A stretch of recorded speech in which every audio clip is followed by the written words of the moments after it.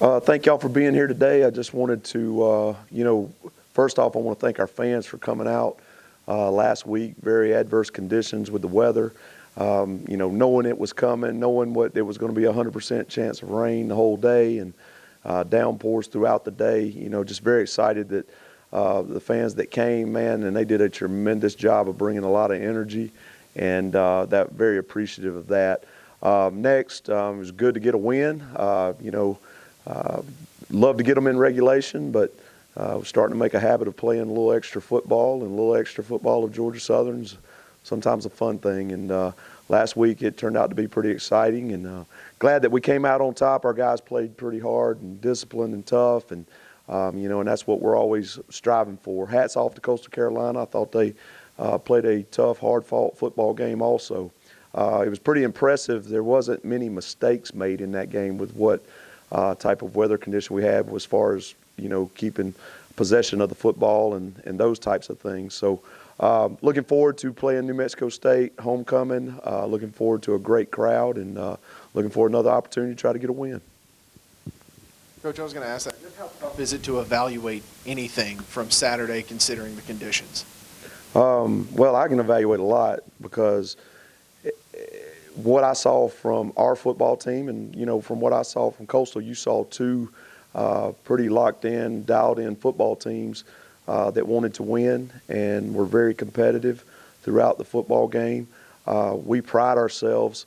I said it a lot last year. It's probably even more true this year.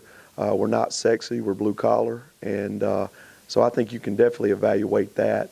The game, there was not a lot of possessions in the game. We controlled the clock, but there was not a lot of possessions for both offenses. And, just that many plays with that few of possessions, just being able to protect the football I thought was pretty important. When you get into it, though, we could have put the game away in the second half, and we had that fumble.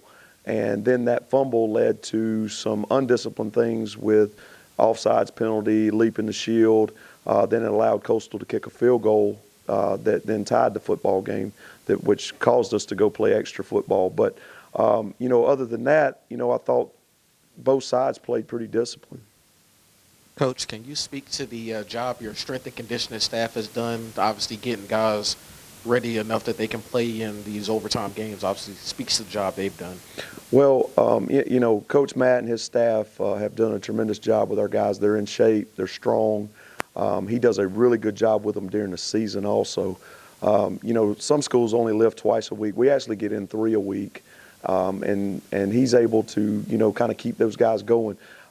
We don't have to condition a lot at practice because our guys work very hard during practice and run an awful lot. But the job that he does and his staff does is definitely showing in ball games right now. And, man, when I watch it, when we grade effort in the game, our guys really played hard all day long. Coach, you had 2 straight overtime games, New Mexico State this week and then a short week against App State. Is there anything different you do in terms of recovery time, lighter practices when you're faced with of course, you didn't know that you're going to be playing 2 overtime games, so now that that's happened, do you take a little bit extra time off this week, or how does that work? Well, what we did, last week coming off that overtime game with South Owl, obviously it being a Thursday night game, we had a couple days in between before we practiced on that following Sunday. So last week was really a normal routine. Now we've gotten to the halfway point in the season, so we had shortened practice a little bit last week anyway.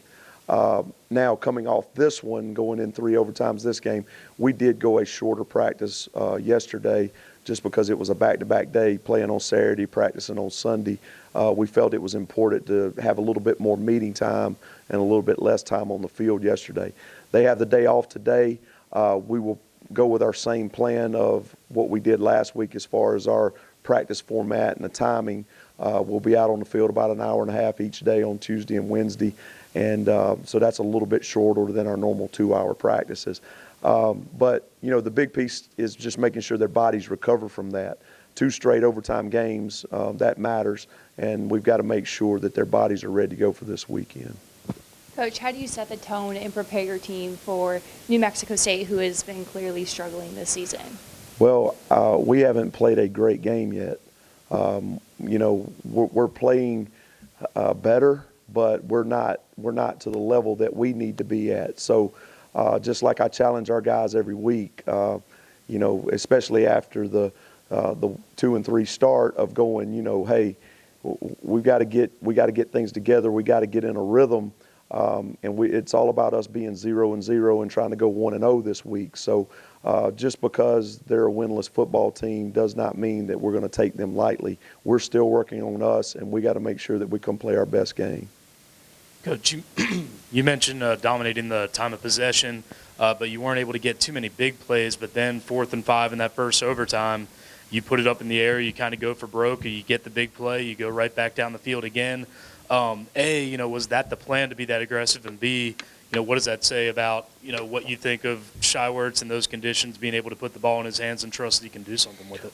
Well, and we were a little bit concerned during the game as far as trying to throw the ball. We had thrown the ball more at South Al, and then in this game we're just a little bit nervous because, obviously in those type of conditions, if you start trying to do a little bit more, you may be careless with the football.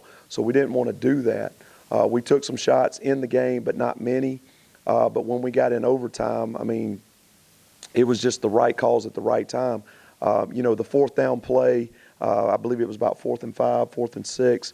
When we felt good about throwing the ball, we knew we would have one-on-one coverage out there. Mark Mashad's a big body guy that can go up and get the ball. And then being able to do that and throw that up there and let him make that play was good.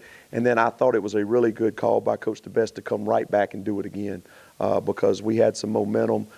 Shy looked like he was in a groove. And obviously what Mark had showed to play before, I thought it was a no-brainer to make that call. Can you talk about Wesley Kennedy's impact on the offense since he's returned? Wesley's a huge lift to our offense. I hate it for our football team that he wasn't out there the first 4 games because he was obviously missed. What I'll say about that kid is he took a negative and turned it into a positive, and you can tell he's playing with a chip on his shoulder. He's playing like a Georgia Southern football player should play. He plays to win every play and is very dialed in and focused. Very proud of that young man. And expanding on that a little bit, it seemed whenever he was on the field, he just brought an intensity and just, whether it was celebrating after first downs, getting the rest of the team pumped up, that's what I saw from the sideline. Do you see that as well? And can you expand on what type of competitor he is? Because he seems to just want to run guys over every time he gets the ball. He is a competitor, and the thing that I know about him is he does that at practice. He's not just a game guy. He practices as hard as anybody on this football team each and every day. And I'm very proud of him. I'm going to tell you something that and this is off subject, but I just think it's very cool. That joker scores the game-winning touchdown, and he holds the ball looking for the referee. And watch the video. He's sitting there waiting for the referee, and he finally gives it to him. Referee gives it back to him, and he goes and gives it to his mama. Now, I don't condone taking the ball to the stands, but it is a walk-off touchdown. But just the kid's being very disciplined, and he's playing hard, and he wants Georgia Southern to win, and he wants to do everything to help us win. Can you comment on the Bamba video going viral and the impact on the team, the mindset at that time? It was not an intentional thing. I think it was a perfect storm is what happened. Now, I do promote during practice the finish piece. We always talk about high fours. We talk about having a different mentality. And we got to have the same aggressive mentality, but we got to know how to turn it up a notch when the 4th quarter hits, and the 5th and 6th and 7th quarter in these cases. But we got to be able to turn it up. And so in practice, we actually, when it gets to a certain part of practice, we bring our guys up on the 50-yard line by our sideline, and we do high fours. We talk about finishing. We get a breakdown as a team, and we go right back to work. So we do that in the game. I take blame for what happened because I walked out onto the field. I didn't realize where I was. They all came to me. The perfect storm happened because it was a 3rd down play. Bamba gets played on the 3rd down play. 4th quarter horn hits. So it's playing, so our guys are dancing. I do not discourage excitement. I don't discourage energy. I don't discourage fun. by our players. I think it's important that we go have a good time. We work too much not to have fun in a football game. We don't need to get as far out on the field. We need to make sure that we're doing it within our team, not looking at the other team. We need to be more disciplined in that area. I'll take the blame on that. I'll make sure that it's more about us and not others. Just moving past the Coastal game, just break down New Mexico State for us a little bit and what on the offense and defense you see that impresses you. All right, so with New Mexico State, you know, and obviously that they had been in the conference, not in the conference. We've got a little bit of experience with them and all that. Coach DeBest also has some experience being at New Mexico, them playing New Mexico State. On offense, they're a heavy pass team. You know, they like to throw the ball. They will run it, but they like to spread you out. They try to get you in a situation where it's one-on-one, get the ball in space, you know, make you miss, make big plays. They do like to take shots downfield. We're going to have to be very mindful as a defense that the ball's going to get out quick. It's going to be tough to get pressure on the quarterback, but we need to make sure that we are making it difficult for him. And our DBs and linebackers have to be ready to make sure that we're jumping on our routes, seeing our routes, making sure that we've got that shut down. They can be explosive on offense, and they can be dangerous. Defensively, you know, for us, they've played like a 4-3 hip type defense against us. They've shown a lot of 4-2 also, 2 high safeties. They have shown against the option that they'll bring some corners, blitz the corners. You know, so some of the things that they do schematically can bring problems to our offense. So that we do have to make sure that we're schooled up this week and we're ready assignment-wise. Again, I know their record doesn't show it, but I think Coach does a tremendous job with their team in that they play hard. I know last year, you know, when we left that game, they got up on us 14-3. We had to battle back into that game. We took a decisive lead, but then they continued to fight. They got back into the game. So, you know, there's no way that we're going to overlook this. We have not played our best football game yet, and we're still searching for that. So we're going to go into this thing full force. We're 0-0. We're going to try to figure out how to go 1-0. Coach, homecoming week this week, so I'm sure you're looking forward to seeing some old familiar faces coming back and having the stands packed on Saturday. Yeah, no question. You know, we always enjoy homecoming. It's always a great crowd. A lot of our former players are able to come back. I know a lot of them have already reached out to me, telling me that they're coming back. I don't want to start naming them because I may miss some, but we do have a lot coming back, and we're looking forward to seeing them and getting them around our guys. GATA.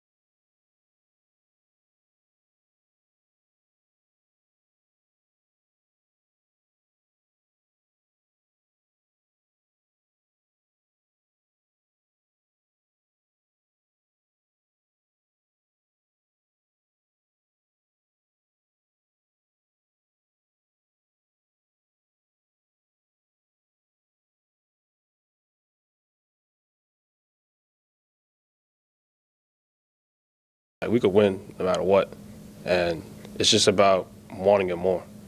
And if we just continue to practice with the right mindset, we could really make a real good season out of it. In the game of football, you know, some plays gonna happen, some things not gonna go your way, some things gonna go your way. But we know we got one another, and so like even when the offense down or we down, we know we gonna have each other back.